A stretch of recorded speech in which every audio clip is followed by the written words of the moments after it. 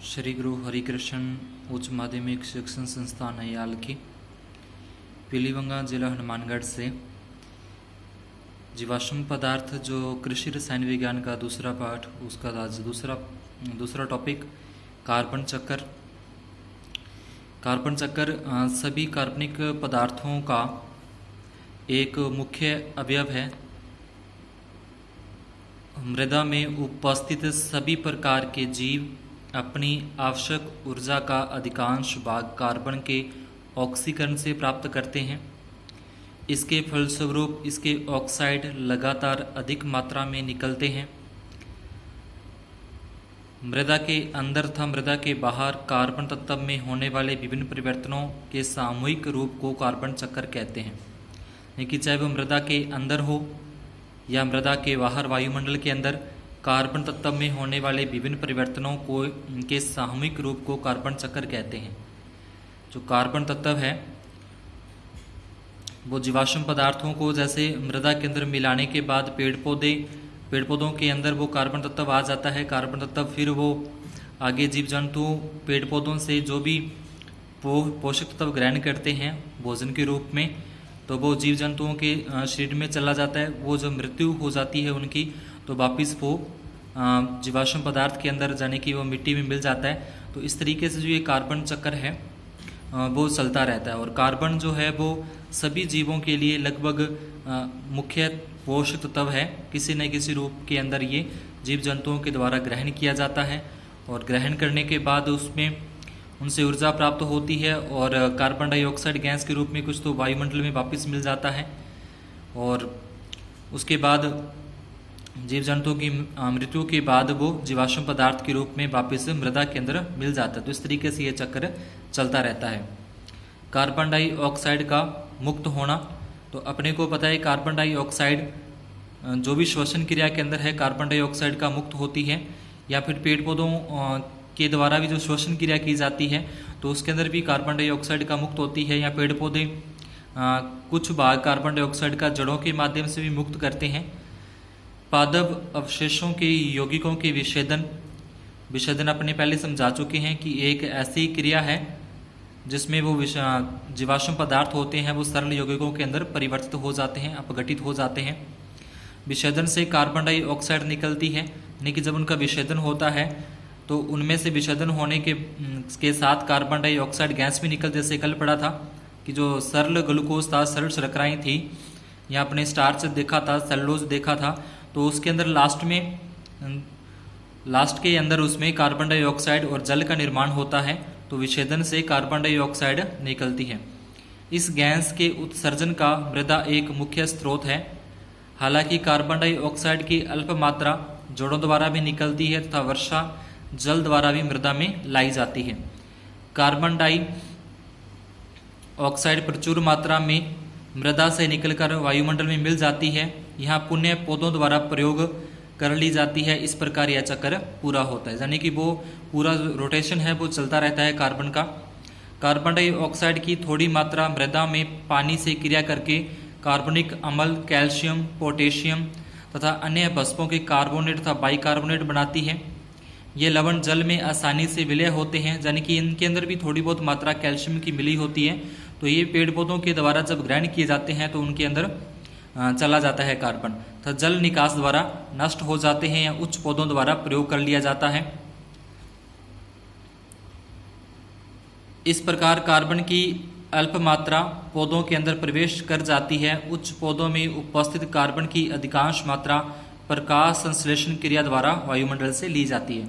और जो प्रकाश संश्लेषण की क्रिया है वो अपने को पता है सभी को कि इसके अंदर कार्बन डाइऑक्साइड है वो ग्रहण की जाती है, तो वायुमंडल से ली जाती है, जो पेड़ पौधों के द्वारा ऊर्जा के रूप में या भोजन के रूप में इसको ग्रहण करते हैं। इसके बाद ये अपने को कार्बन चक्र दे रखा है। तो कार्बन चक्र के अंदर ज़्यादा कुछ नहीं है। यहाँ पे बताया गया किस तरीके से पादप या जंतु कार्बन को ग्रहण करते हैं। वो कार्बन फिर वापिस सड़े गले पदार्थ है जहाँ जीवाश्म पदार्थ हैं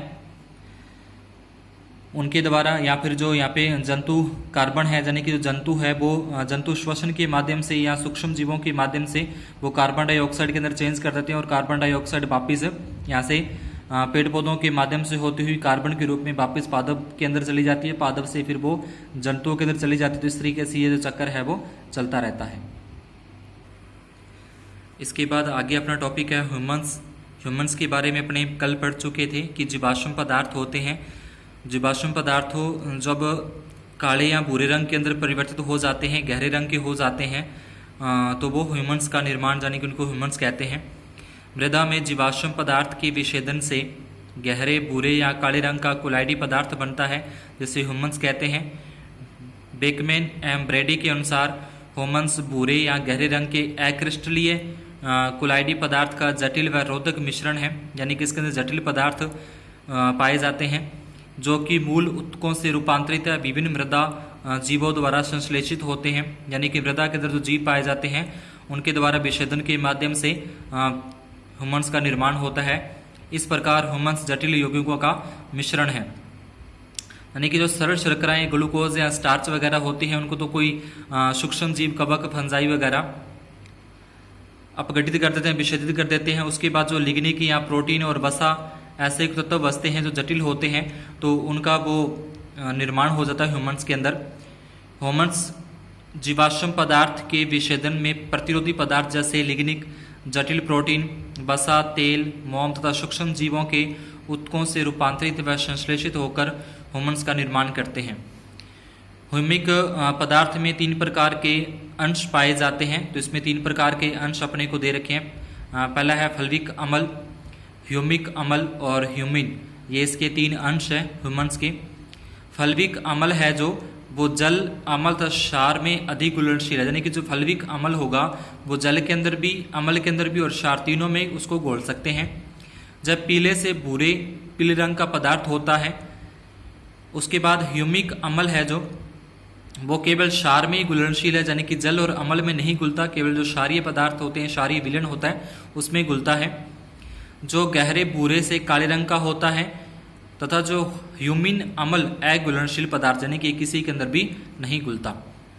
उसके बाद ये अपने को ह्यूमन्स के गुण दे रखे हैं, यानी कि भौतिक, जो बाहरी तौर पे देखने के अपने को दिखाई देते हैं, तो ये भौतिक गुण इसके ह्यूमन्स के।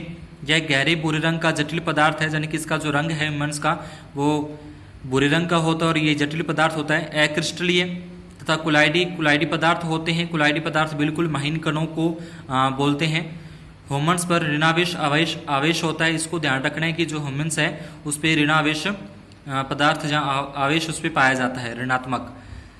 यह जल में अविलय रहता है लेकिन कुलाइडी विलयन बनाता है, परंतु मंद अम्लों और क्षारों में विलय होता है। जल के अंदर नहीं घुलता लेकिन अम्लों और क्षारों के अंदर ये थोड़ा बहुत घुल जाता है। इसमें सुंगटता तथा संसंजन एक प्रकार का बल है जो कणों को आपस में बांधे रखता है, आपस में जोड़े रखता है। जल धारण क्षमता अधिक होती है, ये अधिक जल धारण क्षमता रखता है। इसके अंदर जल यह अम्लीय होता है, यानी कि अम्लीय प्रकार का होता है। इसमें फूलने व सिकुड़ने का गुण भी होता है। जलग्राही होता है, यानी कि जल इसमें ग्रहण करता है, इसमें ज़्यादा मात्रा के अंदर इसमें धारण करने की क्षमता होती है। जल को संतृप्त वायुमंडल से 2 से 6 गुना अधिक जल शोषित कर लेता है। उसके बाद इसके रासायनिक गुण हैं। ह्यूमन्स में कार्बन 50 से 60%, हाइड्रोजन 4 से 5%, ऑक्सीजन 30 से 35 से 40%, नाइट्रोजन 3 से 6% तथा फास्फोर, सल्फर, लोहा इत्यादि की मात्राएं होती है। तो ह्यूमन्स के अंदर लगभग सभी प्रकार के आवश्यक पोषक तत्व पाए जाते हैं। इसका कार्बन नत्रजन अनुपात लगभग 10:1 होता है। इसकी औसतन धनायन विनिमय क्षमता, यानी कि धनायन धारण करने की क्षमता है वो 200 सेंटीमोल प्रति किलोग्राम होती है। इसमें प्रमुखतः कार्बोक्सिलिक, फिनोलिन तथा मौलिक समूह पाए जाते हैं। इसकी प्रतिरोधक क्षमता अधिक होती है। हाइड्रोजन पेरोक्साइड तथा ह्यूमन्स का ऑक्सीकरण आसानी से हो जाता है। उसके बाद है ह्यूमन्स का निर्माण, यानी कि जो जीवाश्म पदार्थ से ह्यूमन बनता है तो वो कितने चरणों के अंदर होकर उसका निर्माण पूरा होता है। तो इसके अंदर ह्यूमन्स का निर्माण अपने को बताया गया है। ह्यूमन्स एक जटिल पदार्थों का मिश्रण है। ये अपने पहले पढ़ चुके हैं कि इसमें जटिल पदार्थ प्रोटीन, वसा, लिग्निक वगैरह पाए जाते हैं। इसका निर्माण भी बहुत ही जटिल जैविक रासायनिक प्रक्रमों से होता है। यह मृदा में जीवाश्म पदार्थ के बहुत अधिक विषेदन होने पर बनता है। यानी कि जो सरल शर्कराएं होती हैं उनका विषेदन जल्दी से हो जाता है, लेकिन इसमें बनने में काफ़ी विषेदन होने पर बनता है। इसके निर्माण को निम्न भागों में बांटा गया है। सबसे पहले है लिग्नो प्रोटीनेट का निर्माण। जीवाश्म पदार्थ के विषेदन से ह्यूमन्स बनने की प्रक्रिया में शर्कराएं, स्टार्च, हेमीसेलुलोज एवं सेलुलोज के विषेदन होने से पदार्थ धीरे धीरे कम हो जाते हैं। यानी कि ये जो सारे हैं शर्कराएं, स्टार्च वगैरह, इनका विषेदन हो जाता है और विषेदन होने के बाद जो पदार्थ बचता है, इन सभी का विषेदन होने के बाद जो पदार्थ बच जाता है वो धीरे धीरे कम होते रहते हैं और लास्ट के अंदर जब इनका सभी का विषेदन हो जाता है, ये इनका मृदा में मिल जाते हैं पोषक तत्वों के रूप में, तथा लिग्निक एवं तेल वसा की मात्रा बढ़ जाती है। अब जो लिग्निक और तेल वसा है ये जटिल पदार्थ होते हैं तो इनका जल्दी से विषेदन नहीं होता, तो इनकी मात्रा है वो बढ़ जाती है। यानी कि जो सरल शर्कराएं थी उनका तो विषेदन हो गया, तो वहाँ से उनकी मात्रा तो कम हो जाती है, लेकिन इनका विषेदन अभी नहीं हुआ है, धीरे धीरे समय से होता है, टाइम लगता है इसमें विषेदन होने में, तो इनकी मात्रा बढ़ जाती है। ये प्रतिरोधी पदार्थ नाइट्रोजन के साथ संयोग करके लिग्नो प्रोटीनेट यौगिक का निर्माण करते हैं। यानी कि जो ये पदार्थ हैं लिग्निक, तेल और वसा, ये पदार्थ नाइट्रोजन के साथ अभिक्रिया करके लिग्नो प्रोटीनेट यौगिक का निर्माण करते हैं। तो जब ह्यूमन्स बनना स्टार्ट होता है तो उसमें सबसे पहले प्रोटीनेट का निर्माण होता है, जो कि लिग्निक जो प्रोटीन और वसा वगैरह है इनके साथ नाइट्रोजन की अभिक्रिया होने से ये इसका निर्माण। उसके बाद दूसरा इसका है रोधी अणुजीव उत्तक का निर्माण। शर्करा एवं अन्य के विषेदन की प्रक्रिया में ऊर्जा निकलती है और अम्नो निकल लवण बनते हैं, उससे सूक्ष्म जीव अपना अणुजीवी उत्ती बनाते हैं। यानी कि शर्करा ग्लूकोज के विषेदन से जो ऊर्जा निकलती है और अमोनिकल लवण बनते हैं, उससे सूक्ष्म जीव जो होते हैं वो अपना जीवन उत्ती बनाते हैं। कार्बनिक पदार्थ के विषेदन के दौरान जीव अणु पॉलीयूरोनाइटस नामक यौगिक का संश्लेषण करते हैं। यानी कि ये जो जीव बने हैं अमोनिकल से और शर्करा के विषेदन से जो जीव बने हैं वो पॉलीयूरोनाइटस नामक यौगिक का संश्लेषण करते हैं, उनका निर्माण करते हैं। ये यौगिक अणु जीव उत्तक के साथ मिल जाते हैं, इस कारण सूक्ष्म जीवों के मरने पर इनका विषेदन बहुत कम होता है, मृदा में इकट्ठा होते रहते हैं। इसके बाद तीसरा प्रोटीन मृति का संयोजन। प्रोटीन और यहाँ पे आप इसको अम्लीय बोल सकते हो, मृतिका को अम्लीय, यानी कि प्रोटीन और अम्ल संयोजन। प्रोटीन के अंदर क्षार होते हैं तो क्षार अम्ल संयोजन। कले एक अम्लीय लवण होता है और इसमें अम्लीय गुण पाए जाते हैं। कले एक मिट्टी के रूप को ही बोलते हैं, इसमें अम्लीय गुण पाए जाते हैं। प्रोटीन में क्षारीय गुण भी होते हैं, इसलिए कले में प्रोटीन का अधिशोषण हो जाता है। अधिशोषण मतलब एक दूसरे को धारण कर लेते हैं। दूसरे शब्दों में प्रोटीन कले संयोजन हो जाता है। अंत में ऊपर बताए गए सभी पदार्थों के अंतर मिश्रण से ह्यूमन्स का निर्माण होता है, इसलिए संभव है कि इन पदार्थों के अनुसार विभिन्न मृदाओं में अलग अलग प्रकार का ह्यूमन्स पाया जाता है। यानी कि जिस प्रकार के जीवाश्म पदार्थ मृदा के अंदर पाए जाएंगे उसी प्रकार से ह्यूमन्स का निर्माण होता है, उतने ही प्रकार ह्यूमन्स बनता है। जीवाश्म पदार्थ का निर्माण निम्न चित्र द्वारा प्रदर्शित किया गया है। इसके बाद ह्यूमन्स का संगठन। ह्यूमन्स एक गहरे रंग का जटिल पदार्थ है, मृदा में सदैव परिवर्तनीय होता है। इसका लगभग संगठन इस प्रकार है, यानी कि विभिन्न प्रकार की मृदाओं में विभिन्न प्रकार के जीवाश्म पदार्थ पाए जाते हैं, तो उस आधार पे उसमें जो ह्यूमन्स का संगठन है वो भी अलग अलग हो सकता है। कार्बोहाइड्रेट, तो कार्बोहाइड्रेट सेलुलोज इसके अंदर 5 से 12% है। हेमीसेलुलोज 3 से 5%, वसीय यौगिक 1 से 5%, लिग्निक 35 से 55%, प्रोटीन 30 से 35%। एक खनिज मृदा में ह्यूमन्स का तत्वों के आधार पर संगठन इस प्रकार है। तो इसमें कार्बन की जो मात्रा है ह्यूमन्स के अंदर 50%, ऑक्सीजन 35%, हाइड्रोजन 5% और नाइट्रोजन 5%। उसके बाद जीव पदार्थ का मृदा गुणों, यानी कि मृदा के अंदर किस प्रकार से सुधार करता है मृदा के अंदर और उस पर क्या प्रभाव पड़ता है मृदा में। तो इसमें सबसे पहले आता है मृदा संरचना। जीवाश्म पदार्थ में सड़ने गलने पर चिपकने वाले संकीर्ण पदार्थ होते हैं जो मृदा कणों को आपस में बांधकर दानेदार संरचना का निर्माण करते हैं, जिससे मृदा संरचना में सुधार होता है। यानी कि इसमें जो मृदा होती है, मृदा के कण आपस में चिपके रहते हैं जीवाश्म ह्यूमन्स के कारण, और इसकी जो संरचना है वो दानेदार हो जाती है। जल धारण क्षमता, तो अपने ह्यूमन्स के भौतिक गुणों में पढ़ा था कि जो ह्यूमन्स की जल धारण करने की क्षमता है वो अधिक होती है। उसके बाद वायु संचार, तो वायु संचार का मतलब कि इसमें वायु का आदान प्रदान आसानी से होता है, क्योंकि इसकी जो संरचना है ह्यूमन्स मिलाने से इसकी जो मृदा की संरचना है वो दानेदार हो जाती है, जिसमें इसमें हवा का आदान प्रदान आसानी से होता रहता है, जो सूक्ष्म जीवों के जीवन के लिए आवश्यक है।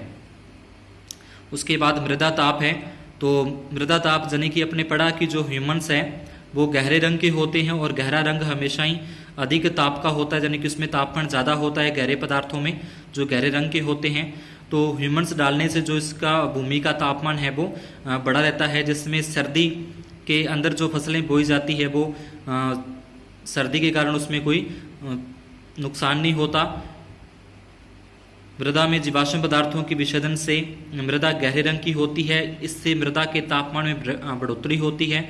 इसके अतिरिक्त जीवाश्म पदार्थ मृदा की सतह पर आवरण के समान कार्य करते हैं। सर्दियों में मृदा का तापमान बढ़ने से पौधों की वृद्धि अच्छी प्रकार से होती है। उसके बाद है मृदा अपर्दन। तो मृदा अपर्दन अपने अभी मृदा संरचना में देखा कि जो मृदा के जो कण होते हैं उसको आपस में बांधे रखता है ह्यूमन्स है, तो एक दूसरे से बंधे होने के कारण मृदा का अपर्दन नहीं होता। उसके बाद भूपरिष्करण, जीवाश्म पदार्थों के मृदा में मिलाने से चिकनी मृदाओं में भूपरिष्करण क्रियाएं आसानी से हो जाती हैं। वाष्पीकरण, तो वाष्पीकरण भी आसानी से इसके अंदर नहीं होता। ह्यूमन्स मिलाने से जीवाश्म पदार्थ मृदा की सतह पर आवरण का कार्य करते हैं, जिससे मृदा से जल वाष्पीकरण कम होता है, यानी कि जल भाप बनकर नहीं उठता, नमी बनी रहती है जो पौधों की वृद्धि के लिए उपयोगी है। उसके बाद ये सुसंगठिता या संसंजन बल पाए जाते हैं मृदा के अंदर, जो उसके गुणों को या मिट्टी के कणों को आपस में बांधे रखते हैं। उसके बाद धनायन विनिमय क्षमता है, तो जो ह्यूमन्स है, ह्यूमन्स पर आपने देखा कि ऋणात्मक आवेश पाया जाता है, तो ये धनायनों को अपनी ओर आकर्षित करते हैं। ह्यूमन्स की धनायन विनिमय क्षमता के अधिक होने के कारण इसको मृदा में मिलाने से धनायन विनिमय क्षमता में वृद्धि होती है। ह्यूमन्स कणों पर कैल्शियम, मैग्नीशियम, पोटेशियम, सोडियम आदि धनायन अवशोषित होते हैं। उर्वरकों से प्राप्त अमोनिया का भी अधिशोषण ह्यूमन्स द्वारा के करने के कारण निक्षालन द्वारा हानि नहीं होती। उभय प्रतिरोधन क्षमता, जीवाश्म पदार्थ मृदा की प्रतिरोधन क्षमता में बढ़ोतरी करते हैं, जिससे मृदा का पीएच मान अचानक परिवर्तित नहीं होता। तो उभय प्रतिरोध आगे एक अलग से टॉपिक दे रखा है, इसमें विस्तार से चर्चा करेंगे।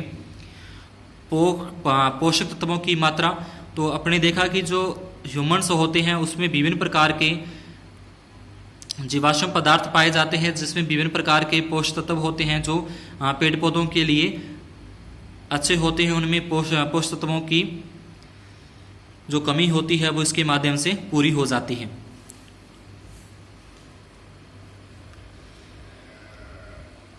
उसके बाद पोषक तत्वों की उपलब्धता में वृद्धि, तो ह्यूमन्स मिलाने से जो पोषक तत्व होते हैं वो उसकी जो कमी होती है मृदा के अंदर, वो उसकी पूर्ति ह्यूमन्स के द्वारा, जीवाश्म पदार्थ के द्वारा पूरी हो जाती है।